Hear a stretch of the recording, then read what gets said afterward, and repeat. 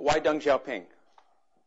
He was the guy that turned China around, and I think in the 20th century, there was no man who had a longer, lasting, large impact on the world. You can look at Roosevelt and Churchill and others in the 20th century who had a major role.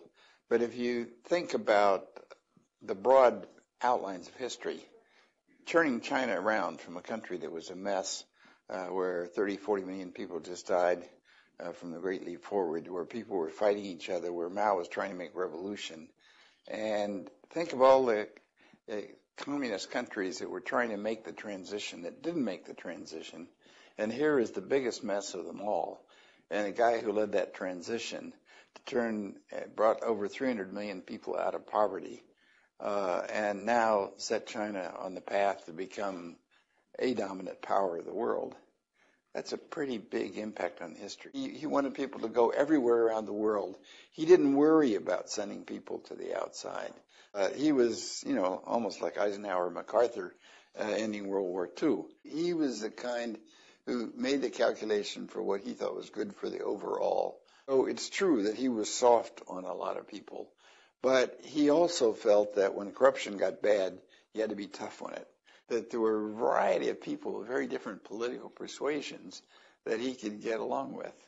Deng was the kind who was ready to get along with whoever. And the amazing thing is that everybody who dealt with Deng felt that they enjoyed Deng and that he liked them. And Carter said it was one of the most pleasant things in his presidency was working with Deng.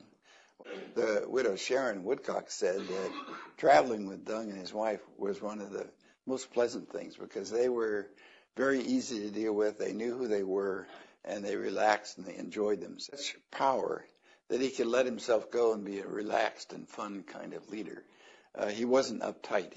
He had such confidence that he could be kind of a fun-loving person. He looked after China's interests, and he was prepared to work with anybody, whenever.